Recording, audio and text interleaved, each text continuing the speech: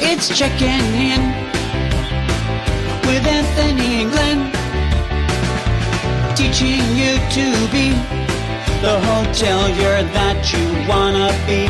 It's checking in with Anthony and Glenn. Anthony, Sup? how you doing today? Sup? Sup? Sup? So, I'm just going to say sup. the rest of the day. I know. I was trying to lead into a clever way to continue your sup Sup? conversation. How you doing? Sup? How you doing? Sup? What's up, brother? So we're at the Moxie Times Square today. How fun! Moxie Times Square, that is a great word, fun. Moxie Times Square, and we're actually going to talk to the general manager at some point, hopefully today or another day. I think the Moxie is getting it right. It's a Marriott brand, but it's getting it right. I feel comfortable as an older person. Did I just say older person? Holy Well, crap. you are. As a person in his 50s. I've been in your mailbox and I see all the AARP invitations. Right. So don't laugh.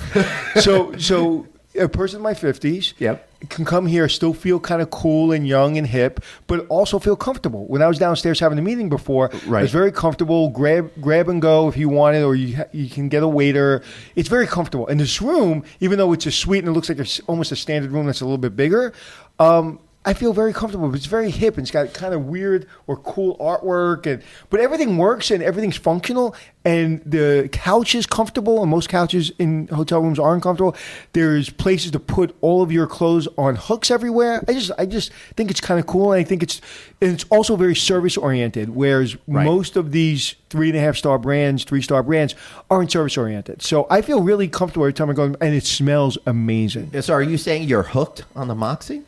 Oh, you're funny. I was going to say it smells amazing, and so do you, but you're not getting that compliment anymore. Well, that's too bad. I'm really sad because I know that the way I smell is really important, not just to you, but to our guest today. Yes, it does. We have a guest? Oh, we do. We have a guest because we are here at the Moxie, and since we're in New York City, we thought it'd be fun to find some people to talk to us, and that's why we have Leora Lanz with us, who has been a communication specialist for a while now. I don't want to say how long because as old as Anthony, I think here. Yeah, the boomer in the Moxie. All right, I'm not the one who wanted to reveal that to you. Okay. But aside from being a real communications ninja here in the hospitality industry, you're also on faculty at Boston University, helping in hospitality industry. So we wanted to have you on today to talk about what that whole experience is like for you on your side of the world. Oh, I think that's probably the most rewarding part of what I do in my life right now, actually, is being involved with BU. So I'm thrilled to have the chance to talk about it. So thank you. I happen to be a BU alum. My graduate work was at BU. Right. I had the pleasure of guest lecturing for many years on communications and marketing for many years at BU. And now I actually schlep, because I'm a New Yorker, right? So I schlep from New York to Boston each week to teach at BU. I am full-time. I teach marketing, and I can't imagine my life any other way at the moment. There may be wonderful. no greater word than the word schlep. Well, because it just tells you, it tells you everything you need to know. I just schlepped up to Boston. You see like the luggage, you see tripping into the station, you see everything's just gray and you're just schlepping. We just need to make transportation a little bit better in the Northeast region, and then I won't use the word schlep. So. But there's lots of great Yiddish words. I think, Schlemiel and Schlemazel, which are at the beginning of Laverne and Shirley. In honor of Penny Marshall, yeah. Yep. Well, Shamil Shemazel was really? Yeah. Oh, wow. Yeah, lots of really good descriptive Yiddish words. Leora, do you know of another good one? I'm not going to go there. I grew up with an Israeli family, and we heard way too much Yiddish, and they weren't necessarily for the right reasons. So I know one particular word that I'm not going to ever use in my entire life. So just for an understanding, what is your operational background in hotels? Sure. I actually wanted to be in broadcast journalism, if I can start with that. I was studying communications undergraduate, hoping to be an on-air TV personality. Oh, wow. That didn't happen. I wanted the makeup person and the stylist and the hairdresser because I can't do it myself. But I ended up getting hooked, to use your word, on a hotel marketing class at my undergrad level.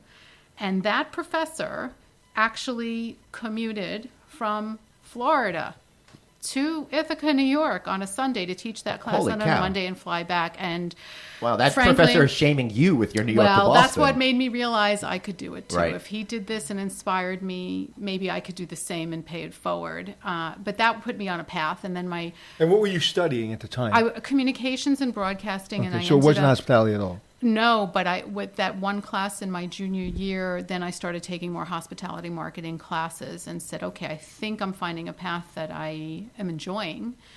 And back then, of course, it wasn't nearly as complex as it is today. Hospitality marketing today, that is tough, boy, to stay on top of all the disciplines and the aspects of hospitality marketing. But I went right to grad school for a master's in public relations, and my master's thesis was on crisis public relations in the hotel industry. And unfortunately, during that period, had one of the worst hotel fire situations was the El Condado in Puerto Rico, and had the opportunity to watch this case study in real time as I wrote the thesis. And that was sort of, unfortunately, it was a terrible example of crisis public relations. Again, what happened? Why was it terrible? Because there was no communication. There was no one answering or responding, and there was no one to talk to when you weren't getting answers. That would never fly today. Right.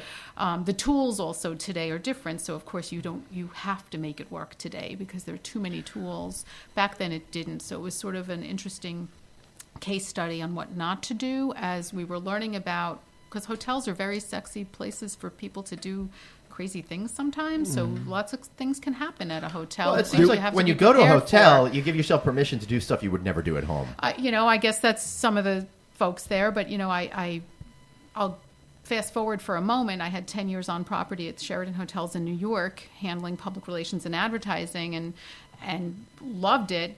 But you had the occasional New York City, someone got carjacked in front of the hotel, or there was a food poisoning situation, or there was the jewelry show in town and people wanted to take the jewelry. So, it's a crazy place. And at a certain point, you also know that when it's a crisis at the hotel level, then it's the police have to deal with it. So that's when we know it's not our issue to deal with. And this is where it's really important to know, is this really your crisis to deal with? It is not. You use the word that's very important, communication and communication, right? Right. There was an event a couple days ago, I don't know if you read about Alaska Airlines, where basically there was a 30-hour ordeal with delays. If you read the article, it's just one delay after another delay, and then an overnight stay, and then the plane was delayed again in the morning. And the number one thing people spoke about was no one communicated to us.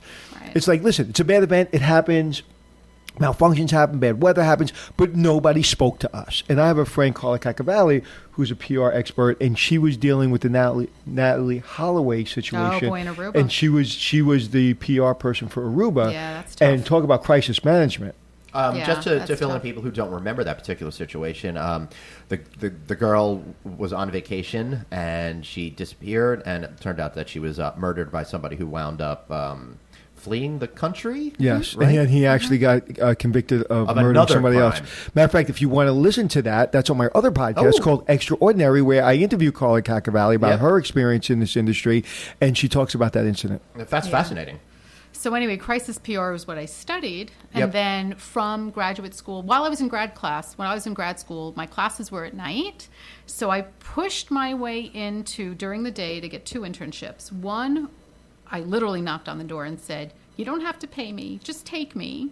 And it was the brand new Four Seasons Hotel on the Boston Common. And they said, okay, we'll take you. Right. And we won't pay you. So they didn't, but I took it. More people I speak to, I hear those stories. Successful people around our age, I hear that story over and over and over again. It's like, don't pay me and I'll work for you. Right. Joe Isidori from Black Tap, he worked in all the great restaurants in New York City for free. Right. And his father, who was an old Italian guy, thought he was crazy. It's like, what do you mean for free? They pay you something, right? No, for free, Dad. They pay you something. Right. No, for free, Dad. These are like trained people. I'm just blessed to be in their kitchen. And he did this for years. And I just hear that over and over. I have a friend, even a younger person, she's in her 30s, and she's in her late 20s, where she works on Special Victims Unit, the show. The TV show? Yeah, what's it called? Law and Order SVU. Right. Yeah. And she basically was an intern, and they said, okay, there's no more, we don't need you. You're graduating. God bless you. Good luck. And she's like, I'm not going anywhere. Right. Pay me. You don't have to pay me. I'm going to sit over there, and if you need me, I'll be over there. And now she's one of the writers and associate producers. Well, I got to tell you, that kind of determination and perseverance that job at Four Seasons, which was only 1 year for that internship that I created for myself, that led to my next career path, because even though I had 2 internships simultaneously, that was one, and then I worked for the CVB, right, a Convention and Tourist Bureau in Boston. Let me back you up. Yeah. Working as an intern at the Four Seasons back in the day, what was that like? Well, first of all, the fact that it was brand new was fascinating for me to understand how to market something new, a new launch. And also it was, and it still is, it's an exquisite hotel. But how was the corporate politics of working in such a high-end, 5-star, important hotel? How, as a young person, do you feel that you had creativity and independence, or did you feel like this is what you say, this is how you say it, and don't ask any questions? You know what? I'll be honest. I don't know that I had the corporate connection, because I was at the property level working for the sales and marketing So department. they allowed you to kind of just work local? I worked under their direction to learn from them, while allowing some input for my own creativity as they were trying to reach out to travel agents or to travel writers or to bookers of business, corporate planners, whoever their target market was at the time. It was a comfortable experience in the sense of you felt free to do your job. Because to me, that sounds very, being an intern at the Four Seasons in a new hotel in Boston, that's an important product for them, because we know when a Four Seasons open, it's a very special thing, that it would be very corporate driven. And it's good to hear that you didn't feel that.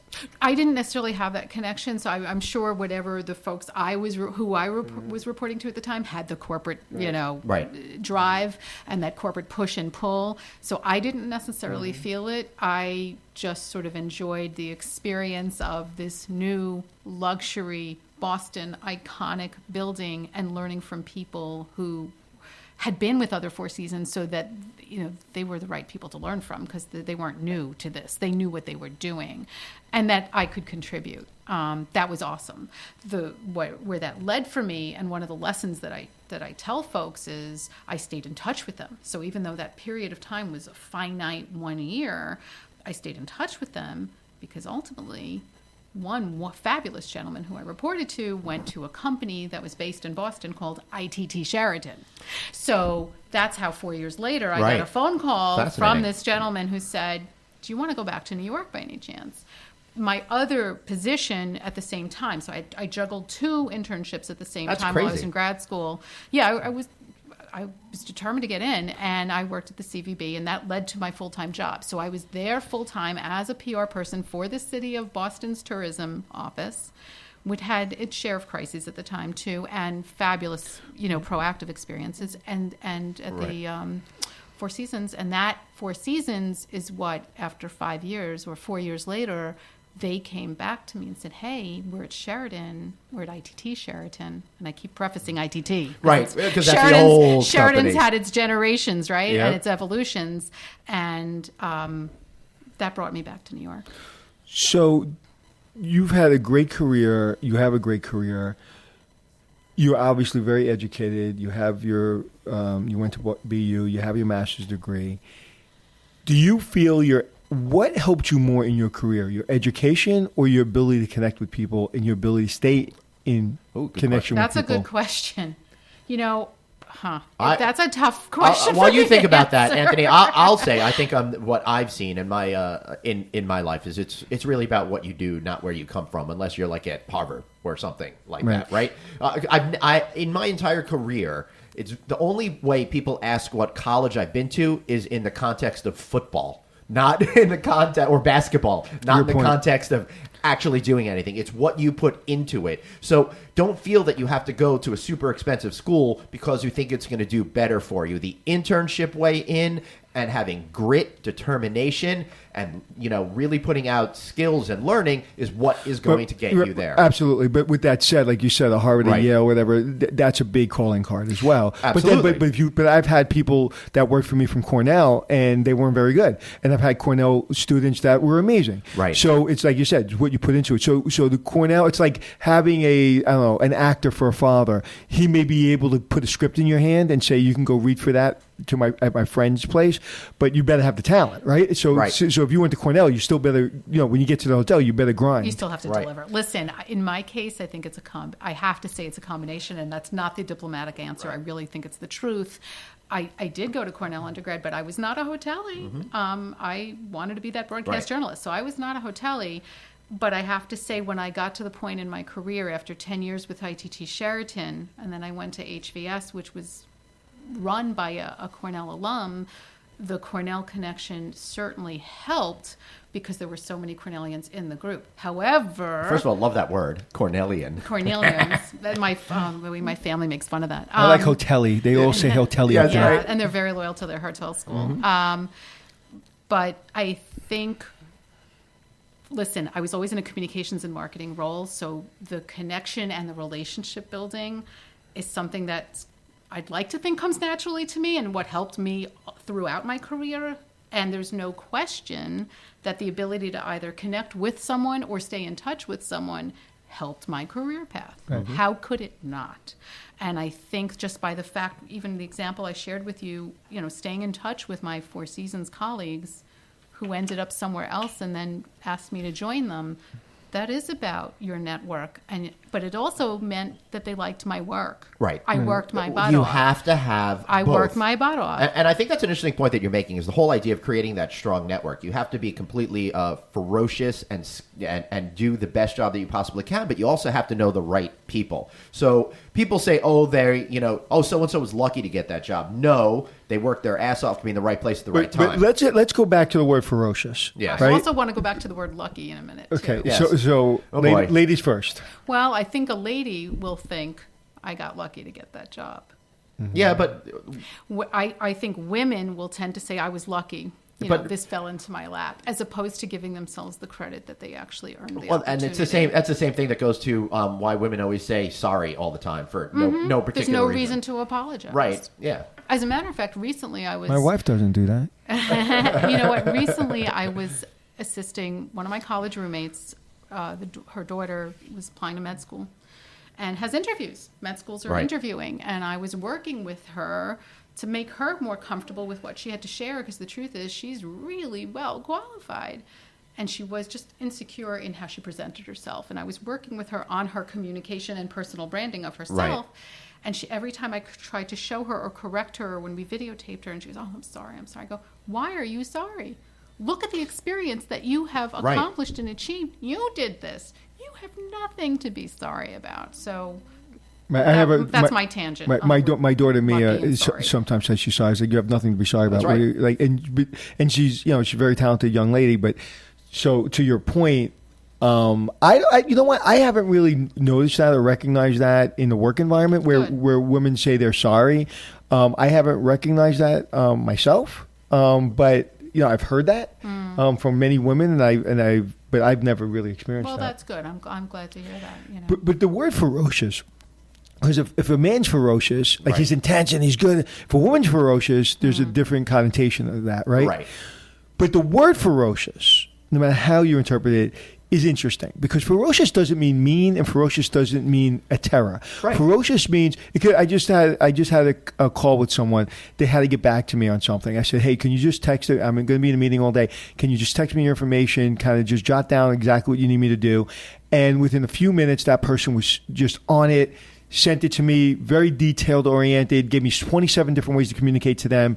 And I was like, to me, that was ferocious. Like that was like, you're just on point, right? Totally. And you're just on it. So that's the context I mean. So to me, ferocious, no, but it's an important word for people to understand. It's like, you want to be successful, be ferocious. And I've really never used that word before. Where ferocious means use that contact. Like I'll get cards from people all over the world, and I put them in a box somewhere in my house, and I never look at them again. I'm the worst person at keeping communication with people. I just am. Right. I agree with the first part of that sentence.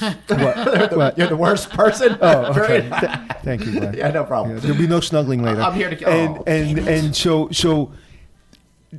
to me, the follow up, the detail, that's being ferocious, and that's how you become successful. I think it's also a sense of authenticity, right? 100%. I think making sure that even us connecting today, Anthony, what we were chatting about, I'm passionate about, and and hopefully that passion will continue, and what our conversations were about will continue because it's sincere. This is not, I'd like to think that a lot of the work that I've done all these years was not superficial. It was not, fly by night, a one-time, one-hit wonder. I'm doing it because that's the thread of who I am. And if you don't that's care, part of success for anybody, male or female, it does not matter. And if you don't care, it absolutely comes through. And somebody said to me yesterday, a young manager said, how do I stand out? And I was like, stay in your lane and just do your job and be true to yourself, be authentic, and you won't have to stand out because everybody around you will look mediocre compared to you. Okay, now we've done a show on Be Your Authentic You, which I'd love for all of you to go check back in our catalog shows and listen to, but I want to hear from Leora as soon as we get back from a quick break about how you remain authentically you when you're in a new situation and you're trying to kind of conform to them and find success in a particular job. So stay tuned. We're going to be right back after this.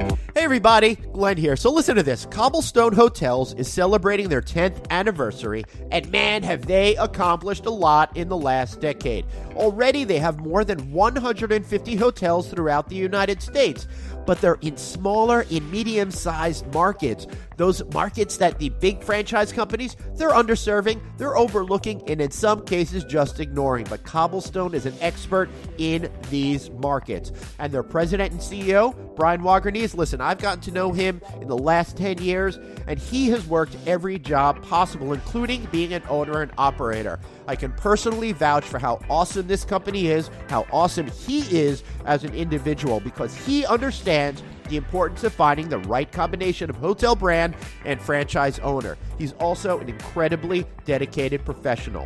Whether it's a Cobblestone Hotel and Suites Main Street design, Borders Inn and Suites, or one of the newly acquired brands such as Boulders Inn and Suites, Key West Inns, Centerstone Inns and Suites, Cobblestone has brands that range from economy to upper mid-tier, and one that's right for you. Quite simply, Cobblestone Hotels is the franchise for franchise owners. Patrick Mullenix, well, he's Cobblestone's new president of franchise development. Give him a call or check out their website at cobblestonefranchising.com. But give Patrick a call. He's a great guy. I've known him for a really, really long time, too. You can find him at 920-216-0620. That's cobblestonefranchising.com. And tell him Glenn sent you.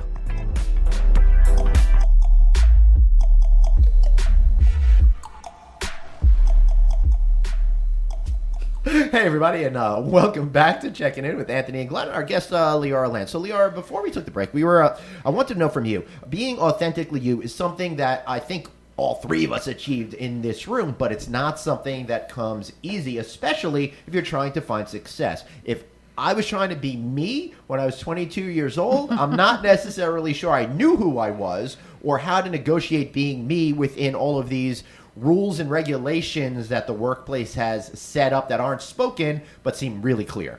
That's a tough one. A sense of comfort with who you are, whether you're in your 20s or in my case now in my 50s. I've grown. But you look like you're in your 30s. Thank you. Keep going. I know I'm comfortable with where I am and how I got there. Right. So it's easier to be more authentic, I think, for me today. I don't know that I even thought about it when I was in my 20s, actually. We were probably all trying to conform, right? I think you wanted to play by the rules, make sure you didn't do anything inappropriate or wrong. You didn't want to get fired, but you still wanted to deliver and do your best. And I think, fortunately, it being in a marketing or PR role, you have the chance to be creative because you have to be. So I would like to think the creativity helped create that sense of who you are and how you can stand out.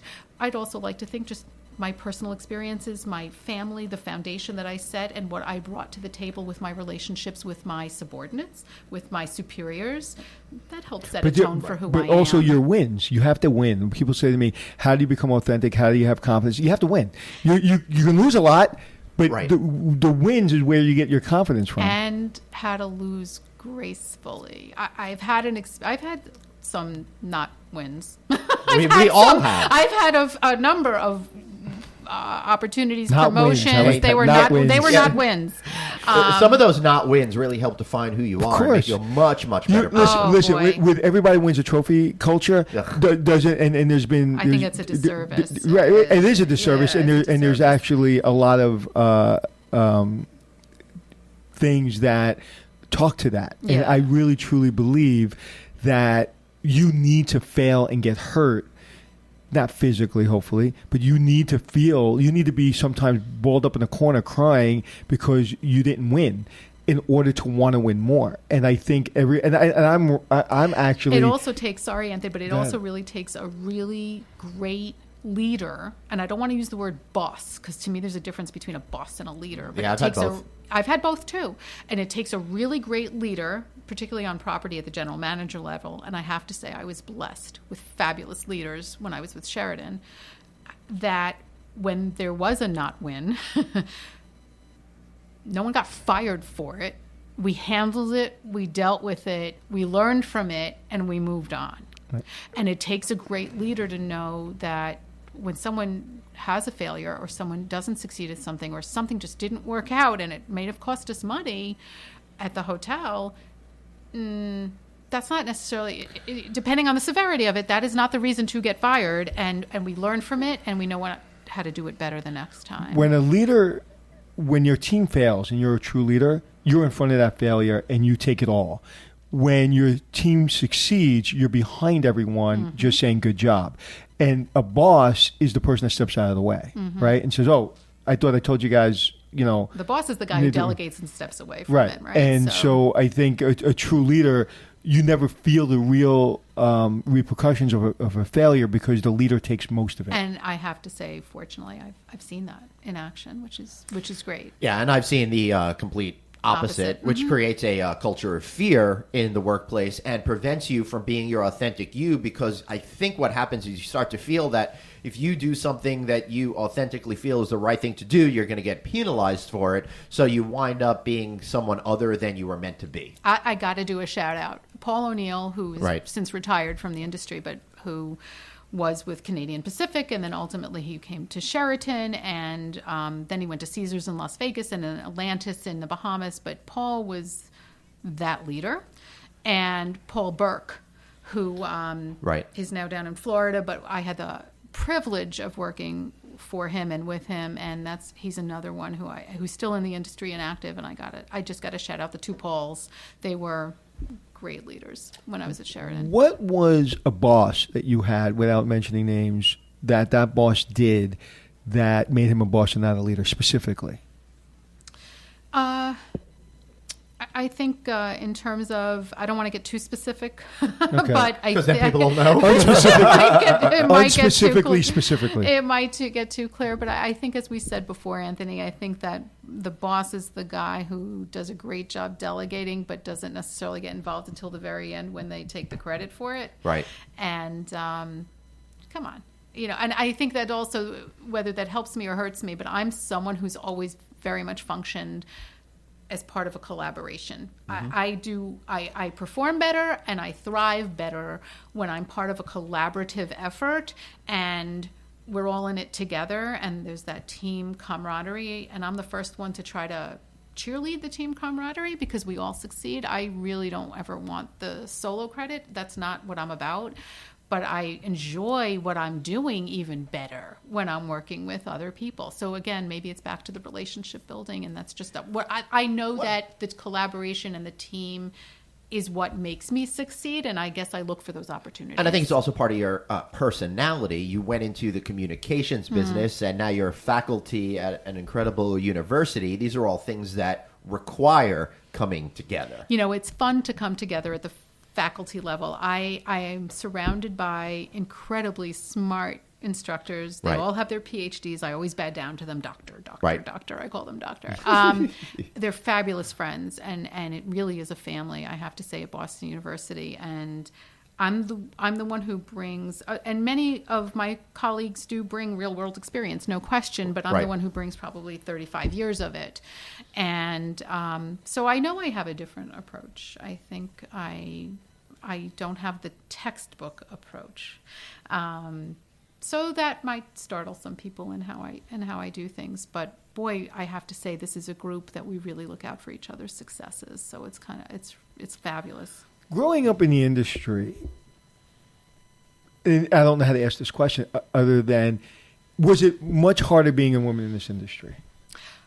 I think, looking back, fortunately, I don't know that I was ever in a position in real time where I felt, because I'm a woman, I'm sure. I don't know that I've ever experienced that. Maybe as I talk, I might prove myself wrong. And is that because you're in communications? And I in communications, think so. It's a very female-driven dominated. business? Yeah, I Right. think that could be part of it. I think there was almost this expectation from the male leaders who I Right. worked with that this role would be filled by a female. So I don't know that I necessarily had that. However, looking back, I would tend to think that I probably wasn't paid the same as a male would have been in some of my positions. I do believe that a lot. Mm-hmm. I also, looking back, having raised 3 kids, fortunately, I was at a role. Listen, when I raised my family, I was a global director of marketing. And For who? For HVS, leading hotel consultancy. So proud of my HVS pedigree because that really opened up my world to a global network. I cannot thank HVS enough for that experience. But I got to tell you, when you have these responsibilities and you've got to raise the kids and somebody's sick, or the daycare person doesn't show up, or Falls whatever on it you. is.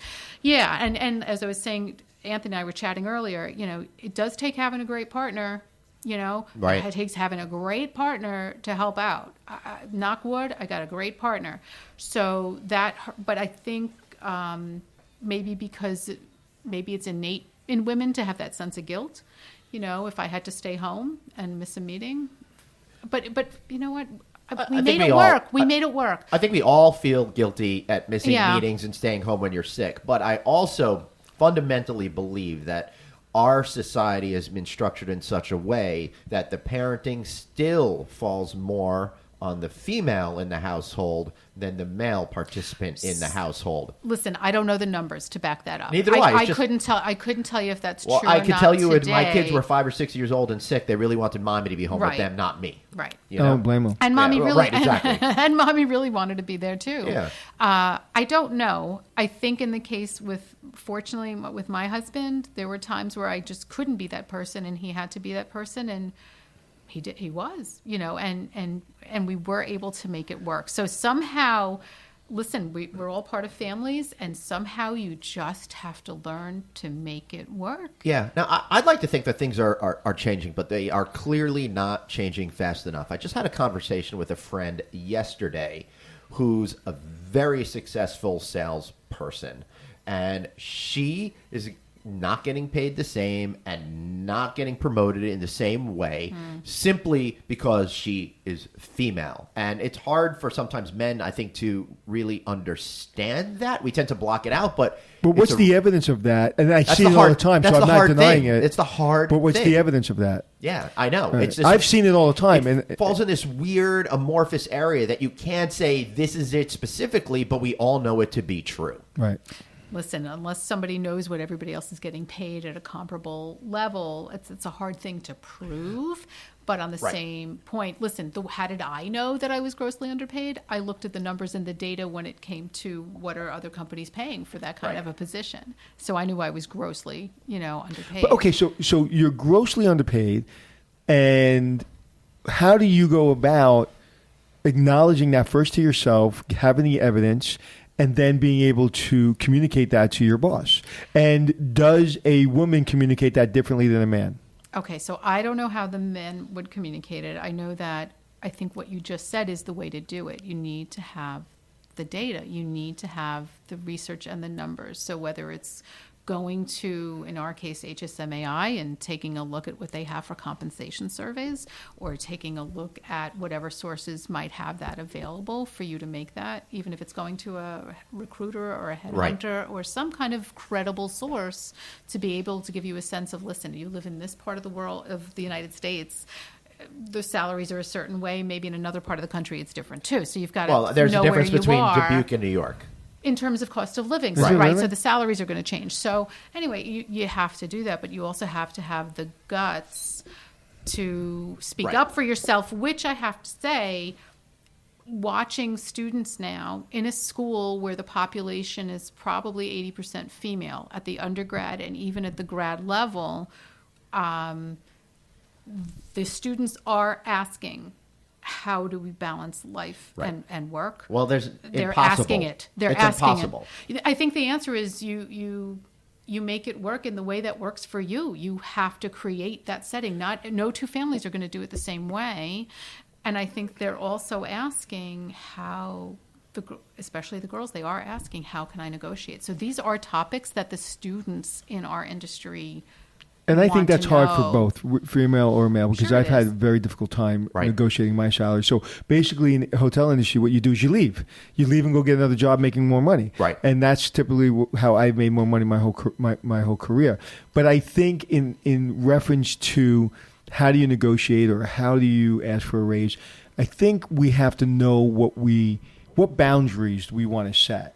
Right? Because I always know what I was willing to do and what I wasn't willing to do. So if I had knowledge and I can come in with data and I can tell you what other people are making, and I'm a good worker and I'm polite and I've never been sick and I've done my job, and I might be a little nervous, and this has happened to me, and I've been a little nervous to go, but I know I'm being professional, I know I did it the right way, and I go in and my boss somehow gets takes it personal or gets upset or gets emotional or blames me or how dare I ask for a raise, then your boundaries should set, well, did I do this right? Yes, I did. Was I respectful? Yes, I was. Did I have my reports in a row? Did I have the knowledge? Yes, I did. This person was disrespectful. My boundaries tell me I got to leave. Mm-hmm. Right? Right. So I think it's really important for you to manage yourself. Absolutely. And manage your emotions. And knowing that you're going to be a nervous wreck, if that person reacts, in your opinion, incorrectly, then you have to have not just the self-confidence, because self-confidence comes over a long period of time, the boundaries. So instead of using self-confidence, because the first thing people say to me is, well, I don't have a lot of self-confidence. But you have to set boundaries. That you can do. It's preparation. It's physical preparation and it's mental preparation, right? Physical meaning get that data, get that ammunition, get the content and get the substance to make your case, show your accomplishments. But if you don't get what you're asking for, be prepared for staying on where you are and living with it. Or is it time to make that change and go somewhere But don't else? make So it about you, because that person not acting appropriately isn't about you, it's about them. Right, and So- once it gets emotional, it goes in a different direction, So it's tough. It's a tough thing for anybody to do. You're right. Absolutely. Now, Absolutely. according to the show Adam Ruins Everything, he said that everyone should be talking about what salaries they have to create a sense of parity and to take out the distrust. And owners of businesses have specifically created culture to not share it so they could wind up saving up more money. I don't know if that's right. I don't know if I want people in the hotel to know what I make. If I'm the general manager of the hotel and I'm making a significant amount of money, I'm there for a reason, because I'm making money. Right. Now, if I can get my team on the same page and everybody's happy and I'm respecting everyone and everyone feels appreciated, and they come to me and they say, hey, boss, I need a little bit more money. If I'm a good leader, I'm going to make that happen. I don't necessarily think that they should know how much money I'm making. So do I you don't know think? if I agree with that. You know what? I come from a generation where that's just not going to fly. Nor do Right. I feel that I would be comfortable with that. I feel like everybody's going to allocate a Yeah. dollar sign when they look at you, and I don't think that's the way to label people. So I think you got to label people for what they're delivering and what. And But you do things that make people feel safe. Like when I got my first new car, no one Right. bought me a brand new Volvo, and I never brought it to work, right? And if I did, I never Right. let anybody see it, right? So you have to be respectful. You know, the housekeeper is making whatever she's making an hour, and I drive up in a brand new Volvo. That's kind of obnoxious. I just don't think that's responsible, because I'm trying to build a team. Right. And I was that person that wasn't making a lot of money. And I know when my boss showed up in the BMW and showed it off, that made me feel bad. Right. You certainly don't want to drive your employees to get another job. you mentioned about disrespecting, the employees. My thoughts just got triggered to a story of a student of mine who graduated probably 4 years ago, who actually came to my alma mater. She's working at the Sheraton New York, and sure enough, one of her first roles was to be a director of the housekeeping department. And here she is, 22 and out of school. Wow. Overseeing a team. Ooh, that's weird. Yeah, that's tough, right? So Director of housekeeping? I don't know if the title was director, but she was managing. Right. And that's a tough situation to be put in. And that's another thing, and that's leading to what I wanted to share with you both today, Glenn and Right. Anthony, is what we're putting together at the school. I is like the that. summit. We just kind of roll that in after 40 You made minutes. me think of it when you talked about disrespecting the housekeepers, Right. because here she was in a situation working with housekeepers, and she wanted to respect them enough and yet gain their respect too, Right. because in their minds, hey, listen, we've been What's this cleaning kid? rooms for 30 years, and here's this young girl who will probably be here for 1 or 2. Right. And, So how and do you plus make you have the that union work? dynamic that you Sure have to you be do. very That's sensitive a whole to. other very important facet, right? So what are you Especially in thinking New about York. then at Boston University? We're putting together a leadership summit for the end of March. That there was an initial such conference 2 years ago, and this year what we're doing is we're listening to some of the input from the students who graduated with us, who are still in school with us, or who didn't even attend this event 2 years ago, to see what's important to you. Again, we're 80% girls, so the drive and the direction is more toward the women students, the female students, undergrad and grad. But we want to make sure the male students are also part. They're not boys; they're smart men. That they're part of this conversation. So we're putting together some incredible folks, leaders in industry, and we work in the lodging industry. There are not too many female executive C-suite executive women, but fortunately, we do have. Yeah, it's sad that I wonderful- could sit here and like name them. And the Right? good news is the two of them are coming to our conference. So we have Vera Manoukian, who's COO of Hilton, and we have Leslie Hale, who's CEO at RLJ Lodging Trust, who Excellent. are going to be among the women. And our school, keep in mind, we're not just focused on lodging. So some of these students want to go into restaurants. Some want to be event planners. Some want to go into food service. Some want to be entrepreneurial startup folks in our space, Right. but they want to be disruptors, just like they see what, online agencies or food service delivery programs do, right? So it's all facets. It's not just being in operations at hotel. It's all facets of the industry. So we also have some leading restaurant entrepreneurs, female, in Boston. Boston's got a fabulous female chef and restaurateur scene. So we have some amazing women that we hope will inspire. But the panels are discussing what the students want to hear. They want to hear, how can I balance life and work and personal? Right. Can I balance my family? Can I have a family? Right? They've literally been asking us these questions. Well, we were talking before off air, and I read a book from Jack Welch, and it said one of the chapters was about work-life balance. It doesn't exist. And I'm a true believer. There is no balance. Some days you work more. Some days you're home more. We were talking about this the other day, Glenn and I. Yep. And it's not the responsibility of the business that you're working for or the university you're working for. It's your responsibility. Again, boundaries. I have boundaries. Okay. As you were just speaking, I know my daughter is waiting for an answer from me about something for tomorrow. So I didn't mean to be rude, but Right. I chose to just text her back because I don't want her to have, to get Family upset. first. Right. And it's not even family first. It was like, that didn't take anything away from you. And I was able to talk to my daughter. Now, if I was, in a very serious conversation that maybe you were upset about something, I wouldn't have taken that. Right. So it's boundary. It's like you have to know what you're able to do in your career. If I need to take a Friday off because I need to go with my daughter to a volleyball tournament, and I've got to maybe tell my production company, hey, we can't shoot Friday, we have to shoot Monday. I have to give them enough notice, but I'm going to stand my ground and I'm going to use my boundaries. And I think that too many people cut themselves short. And they're like, I'm afraid to get fired. Well, if you're afraid to get fired, you're probably going to eventually get fired. How do you get the confidence then to hold your ground, because there's so much pressure to do what's right for the company, not for you?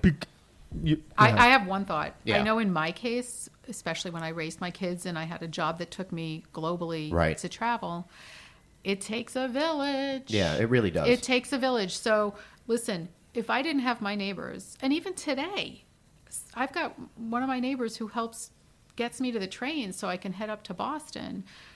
And then I have another neighbor who takes out the dog for me. And Wow. thank God for Uber, because now that my 15-year-old can actually take an Uber, I don't have to worry about him if he's got to stay Right. late after school. Right. So it takes a village. And that's why it's really important to have, you've got to have that brethren, that brotherhood, that sisterhood. You got to have that in your life because you need each other. You really do. If it wasn't It's a for my neighbors, community. my children would be sitting on the porch 90% of their day because they forget their key all the time. Right. But sure, it does take a village. It takes a but, village. But more importantly, not more importantly, but just as importantly as a village, is you got to know what you want and you don't want. And that just comes with experience. That just comes, like, if you asked me when I was at the Plaza Hotel as the night manager and I walked in the first day and I got in my mind at that point was my dream job. And if you would have asked me, hey, can you play baseball Friday night? And I'm like, no way, I can't because I have to work. I'm not going to tell my boss, hey, I can't work Friday night because there's no way I'm going to do that. Now, if somebody asked me to play baseball on Friday night and I had to go do something, I'm probably going to go play baseball and figure out the other thing later because I have confidence and I have more boundaries. So it's slowly. And so I would tell a young person that just work really, really hard. Yeah. Build the concrete that builds the foundation of your life. And the concrete usually comes between the ages of 18 to 25. Right. And that's where you're probably going to work more, probably not get paid as much, and probably cry a lot more. And then by 26, 27, you can start boundaries. But if you don't build the concrete and you don't get that, not only confidence in some of those successes, some of those failures, but also people believing in you, then you can start cutting yourself a break. But it takes, I'd say, 7 to 10 years to really start feeling like you can demand that people as respect your boundaries. I'm visualizing almost this mountain with a summit, and you've got to start at the bottom, which is the thickest part of the mountain. And if you don't set that big foundation, as you just said, how do you get to the peak, to get to that point in your career when you can have a little bit more flexibility to make some of those balancing decisions? And I in your think life? today what I'm hearing, because I don't really have a big staff, I'm not running hotels right now, and what I'm hearing is that people are wanting from 18 to 25 is to start setting those boundaries and making those demands because they feel entitled to be able to do that. Right. And you better be that talented. Because if you're on my team, you better have that talent that I'm like, okay, I accept that. But you better be insanely talented and bring something to the table that no one else can bring. I agree. And listen, I'm watching 19 to 22-year-olds at the undergrad level and then older, 23 plus at the graduate level who are actively looking for work in hospitality and in the field. And I say it in my classes, just because I'm your professor, dear friends, doesn't mean you're going to get a letter of recommendation from me. My name's attached to it too. Show me what you can do, and then I'll be happy and proud to have my name attached to it to get you a recommendation or to network you with somebody that I've worked with. But you got to earn it. I have a good friend of mine that is a general manager of a hotel. We just had this conversation last night, and someone in her family, a nephew, came to her and said, I want to go in the hotel business and I need a reference and, can you make a connection for me? And she did all of that, and then there was no follow-up. It was like, well, I was going to get to it. I was going to get to it on Wednesday. Okay, understood. But can you get to it now, today? Absolutely. And can you send me whatever you send them? Send it to me first. Anyway, long story short, 2-3 days passes, no follow-up. Well, I'll get to it next week. And my friend just sent me that text message this morning of the text message she's sending to the person in her family saying, in a very nice way, Right. I'm out. Right. Totally. Yeah. Well, the person is they're already proving to not be dependable right up front. Then what's the point? Right, and it's a family member, and I would do the same thing. Yeah. Because at the end of the day, the only thing we got is our name. That's right. And listen, I teach you are the convergence of your personal and your professional brand. So to the point of setting boundaries, that's part of who you are. The professional mixed with the personal. That's who you are. That's your name. That's your personal brand. And I want to make sure that my name and brand is attached to someone I'd be proud of. Otherwise, I'm not going to do it. I did a personal favor for a friend of mine, and I made sure they went to this one hotel. The person in their family went to this one hotel because the general manager is a really good friend of mine, and I owe him a lot of favors. He owes me a lot of favors. And I knew if that kid screwed up, I'm not going to feel that bad about it because my friend's going to understand. Right. But there's other hotels that were maybe a little bit more prestigious that I could have put that person in, but I wasn't ready to do that. And I told my friend, if this doesn't work out, man, you good? He goes, I'm good. He goes, I'll give the kid a shot. Unfortunately, it did not work out. Right. And it actually didn't work out in just a really bad way.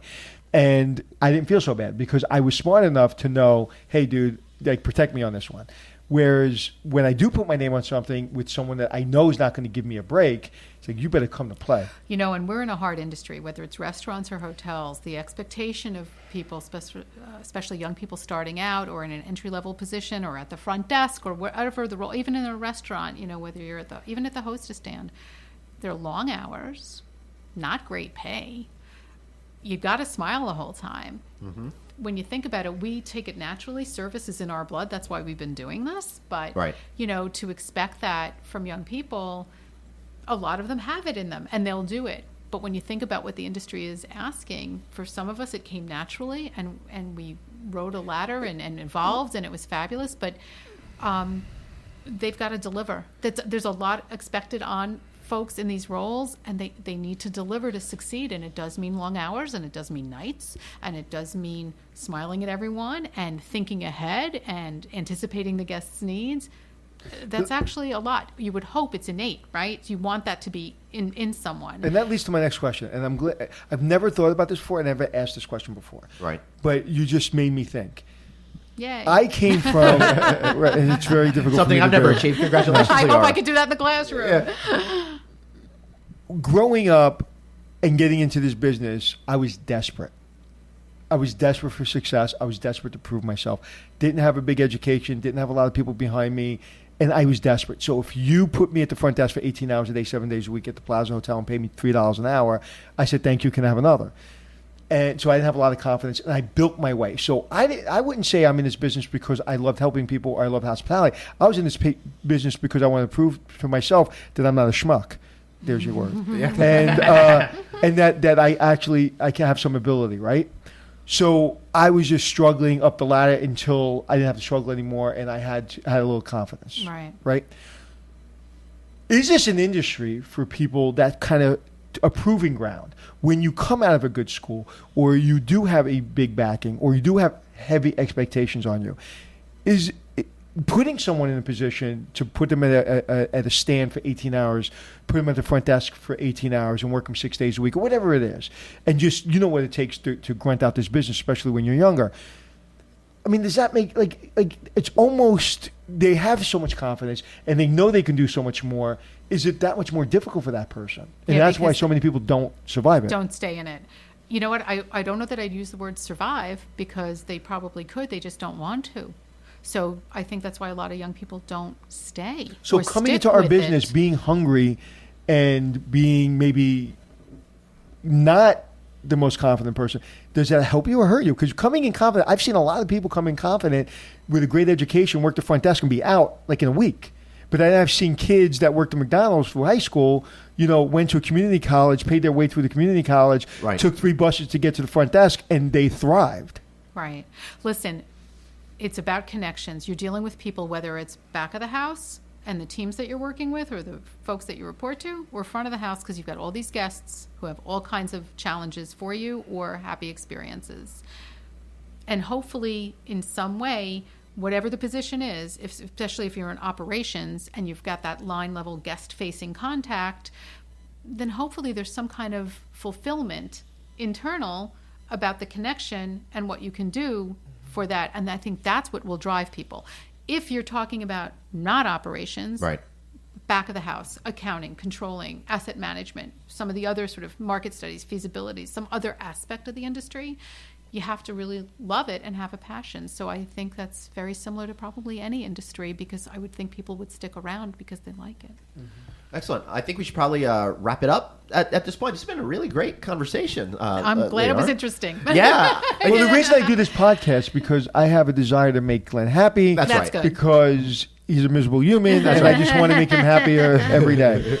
Well, I'm happy to have the chance to talk about the students at the school and to talk about what we're doing, and thank you for that. Yeah, well, let's get you back on again. You sure? Especially Glenn knows- after this event that you're putting together. Oh, that would be fabulous. Now, Glenn knows that I always kind of hijack the mic? Look out. the conversation at the end Okay. to go back and say I have one more question. Sure. How long you been teaching? 4.5, 5 years. Okay, in the 5 years, and I thought it was maybe a little longer than that, but in the 5 years, is there a difference in the students in just 5 years, in the person you're teaching? In the person that I'm teaching, Are the habits different? Is the respect different? Is the passion different? Do they want to be, like, is there any significant difference? Because I think in the last 5 years, technology has been so intense that maybe there would be a significant change. Are certain, human skills not really as present as they used to be? Simply as 5 years ago. Okay. Do I stop a lot of students walking on the staircase and tell them put the phone down because you're going to fall? Yes. Wow. Sure, I do. In the classroom, I have to say, I think the school, and it's not just Boston University, has gotten very much more international than it's been in terms of the student body. But I think that's probably what I appreciate about the school so much, is how heterogeneous it is from all walks of life. So to be able to learn about hospitality in Saudi Arabia or in South America or in Central America or in Germany versus California, New York, or Florida, I love that. Right. I absolutely love that. But I think those who are in our industry have that innate bent for hospitality, and they're the right fit. I have to say the students that I've seen, they're the right fit. Do they stick with it afterwards? Some do. Some go on to other paths after they've done their 2 years, at hotel companies or at restaurant work, whatever it might be. But what I'm seeing in the classroom are folks who are generally pretty passionate about service and some aspect of hospitality. Interesting. It may not be wanting to work at the front desk. It may be coming up with that next technological breakthrough that can help in the industry in some way. How much you think they're driven by money and how much you're driven by the passion to be in the industry? Because going to BU is not cheap. So being able to justify that big expense when you're going into potentially a field that at least initially doesn't pay a lot of money. I have to say that in our school, the requirements are tough. And the students have to have 2 400-hour work experiences while they're in college. So they leave with an amazing resume that helps them to get those first jobs. And they're not necessarily the highest paying jobs. It's just the nature of our industry, unfortunately. And that's a turnoff.